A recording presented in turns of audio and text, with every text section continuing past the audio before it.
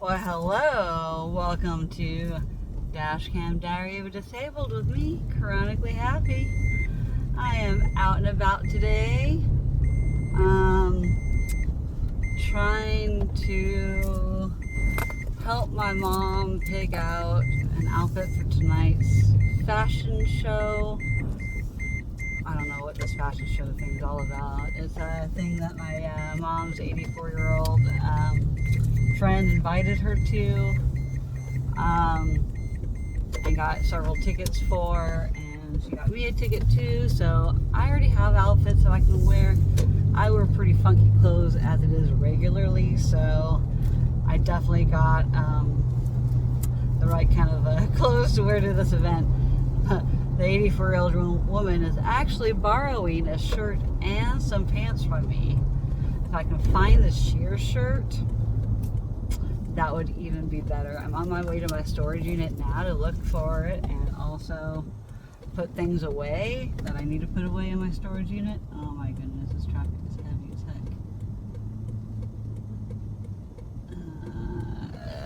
I'll be a minute. I'm focusing on traffic, so if I'm silent, I should pause it for the silence. It's going to be a minute. Just as I paused it, the light turned red, so I was able to go. Funny, pretty ironic. So anyway, I got some clothes down on the floor over there. I can't twist and turn to pick it up because that is what's been throwing out my back. Messing around with things in the passenger seat. I absolutely will not do that anymore. I have to consciously remind myself, like I did just now out loud, to like not reach over and pick anything up. That is my problem, and my back has already started going out, but very slowly. When I twist and pop my back really deep, or even a whole bunch of shallow mid-depth pops, that's when I know that I messed up. That's how I know I'm going to be in pain.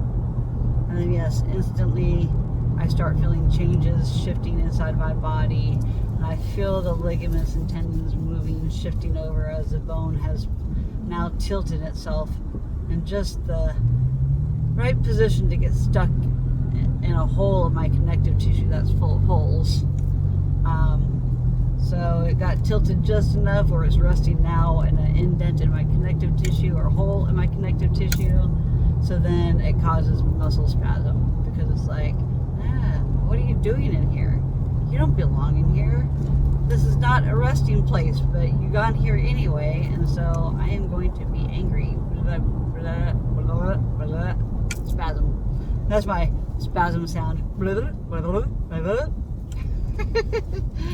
That is my new sound effects for muscle spasms going forward. When I start going, yes, I'm in muscle spasm. I gotta come up with some ways to make it fun and humorous, because I'm telling you, if you don't got a sense of humor and you gotta deal with this stuff on the daily like I do, it is seriously no bueno.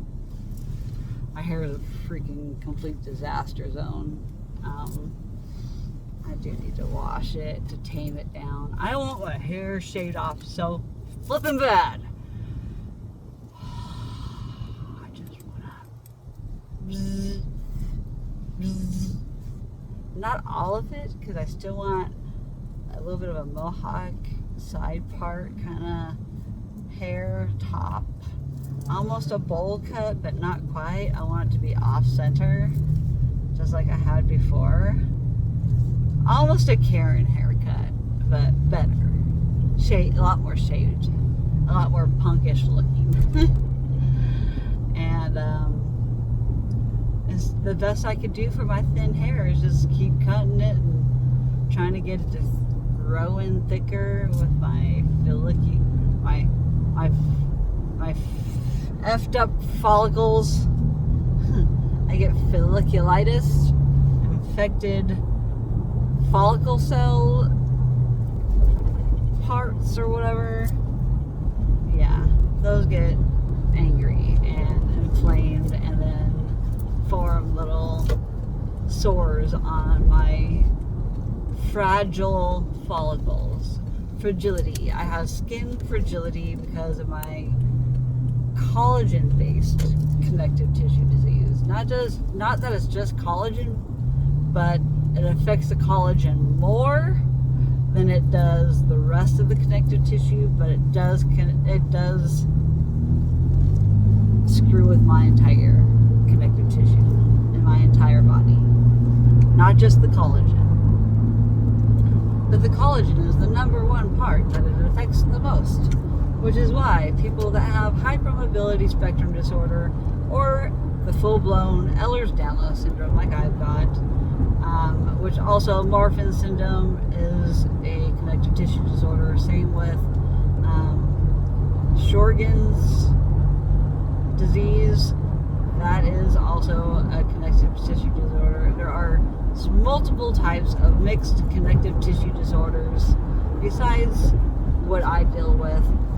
I'm just not as educated in those other connective tissue disorders, because once I had them ruled out and figured out that I had Ehlers-Danlos syndrome, it makes sense now why with the collagen-based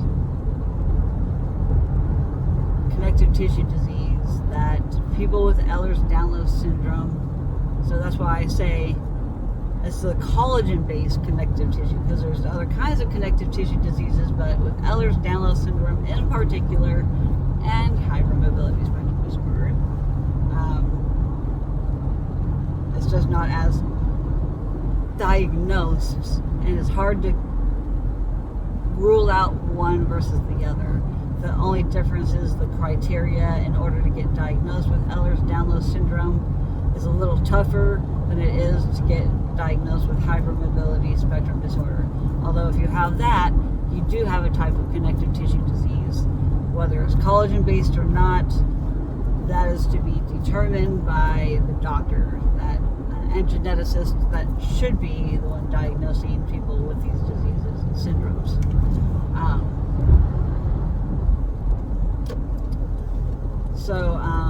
Anyways, the point I was trying to get at, that I'm doing too much context to, is that people with collagen-based connective tissue disorders have a way of looking younger for longer in their lives. However, mostly in the face, but then once the collagen really breaks down as you get older, it's like one day you're looking super young, and then the very next day you're like, boom, old.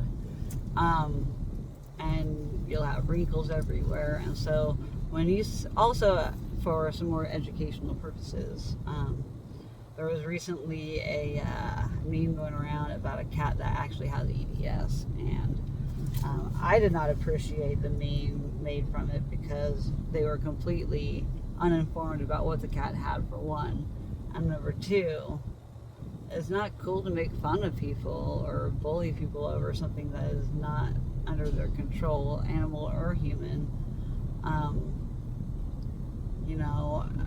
It's just not kind.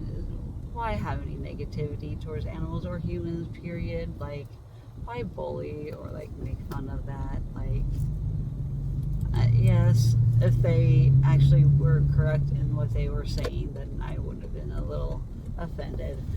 I did not react in the comment thread about it, except for I did also agree with somebody when they said, yes, it's Ehlers-Danlos syndrome. I was like, 100%. That was my comment.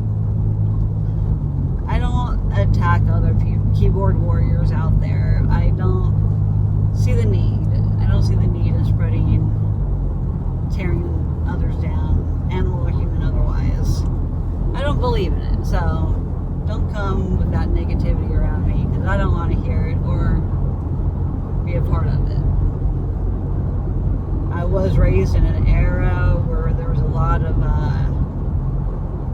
masculinity in the 90s, and it was like really starting to transition to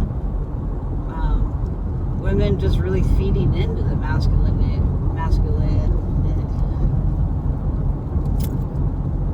I can't say that word right now.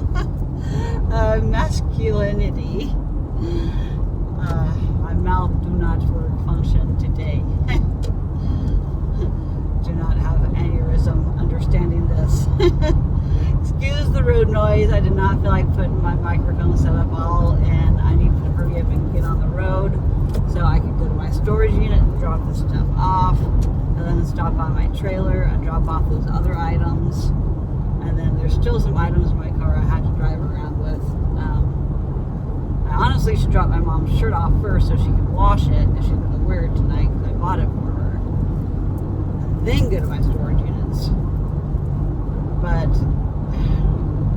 I really want to get this stuff out of my car. I do not feel comfortable leaving my personal identification in the front seat, such as my filing cabinet crate, which is in the passenger seat, which I'm not messing with the camera to turn it to show y'all, but believe me, there is a crate in my passenger seat that made my seatbelt thing go off at the very beginning of my video for a few minutes. Because it's heavy. It's a whole bunch of my files that I don't typically, like, they're purged files. I don't need them much anymore. On occasion, I might need to throw something in one of those folders, but it's so infrequent that it's really not worth keeping two of these crates sitting around, because I got rid of my filing cabinet. I did not like the regular filing cabinet. It took up space in my room. I did not like all the space being taken up by it. I just wish I could get rid of some of these files, man. I have too many files because I have too much medical history, and some of it's like old Navy documents and like evals, like, you know, stuff I really honestly don't need anymore, and it's more for memorabilia's sake and hoarding's sake than it is, you know, nostalgia and looking back at it and being like, I can't believe I served in the military for 9 years. It seems like a dream, sometimes nightmare at times. And I don't have nightmares. I honestly don't remember many of my dreams. It's hard for me to get into REM sleep because of my tossing and turning and mild sleep apnea and, you know, my EDS pain from being in one position for too long. It's just a bummer some nights. I really just cannot get the best of sleep.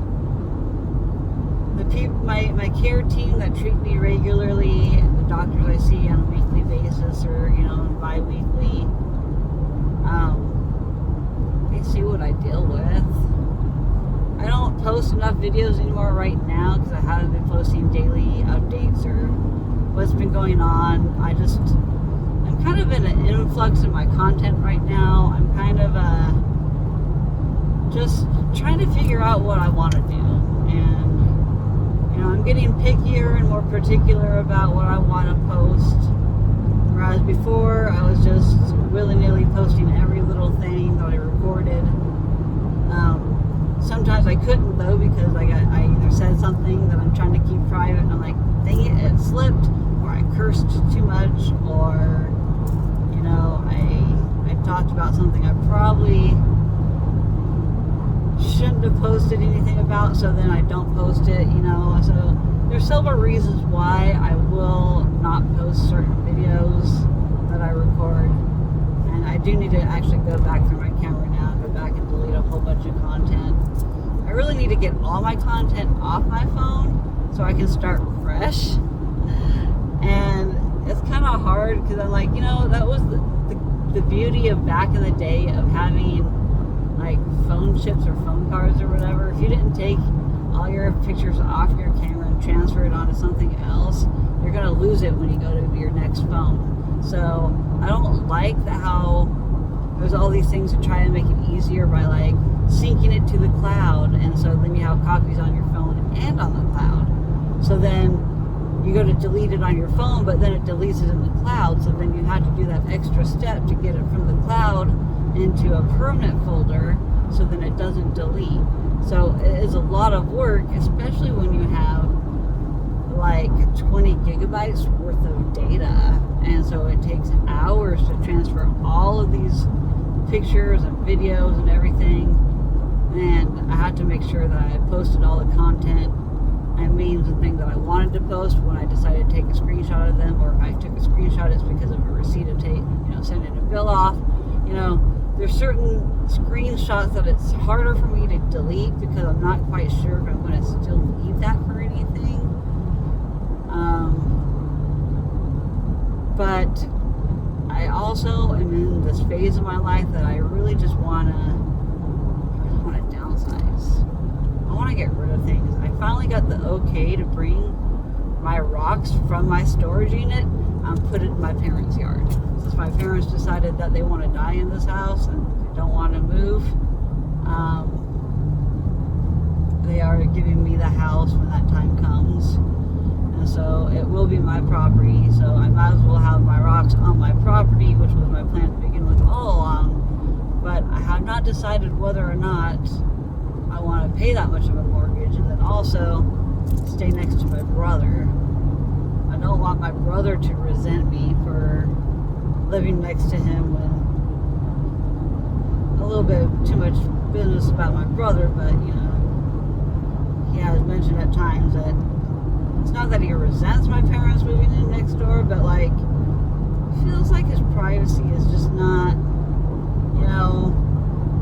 it's like a feeling of always feeling like you're feeling watched all the time, and like nosy neighbors and that kind of stuff. And so since my brother likes to respond when it's at his own leisure and time, it makes it harder for him to ignore my mom if she lives right next door.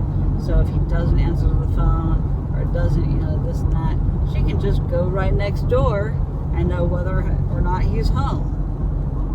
And then harass him at the house, stop by unannounced.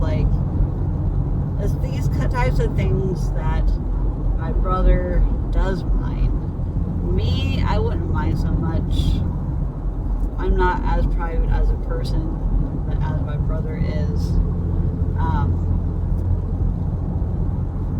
My mom is also more of a private person, and I can't believe she decided to start therapy, and she did it to get her primary doctor off her butt. And so thank goodness.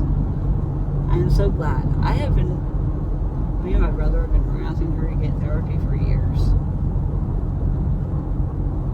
For years, guys. And she, even throughout all my meltdowns and my crises of my medical PTSD, and then me lashing out at my parents and saying things I don't mean, and them saying things that they kind of regret saying too, and things I say that I regret saying. And then it's hurting those that you love the most, your parents or your daughter. It's and then having the childhood trauma that I have. It was the way my brother and I were raised. It's not like we were in a terrible household, and we really weren't. Middle average class parents, and they did everything that they could for us, and things that they couldn't do, they wanted to make sure that they did with us, me and my brother, and they did.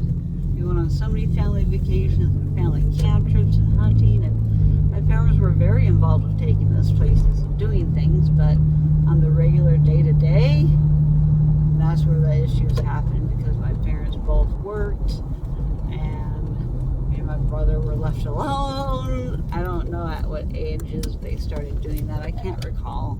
I don't know. Things are certainly different nowadays with laws and social norms and social acceptability, and things are different nowadays from when I grew up, and for a reason. But are the reasons really necessarily all that good? I'm not sure. I'm not trying to raise kids, so I really don't have to think about it that much as compared to other people, because I'm not raising a child in this world, and so I don't put much of that kind of stuff into thought unless I'm, learning about it through my friends or brother or, somebody else that has kids. I learn from them. I learned by watching you. I learned by watching it from you, Mom. trauma, yeah.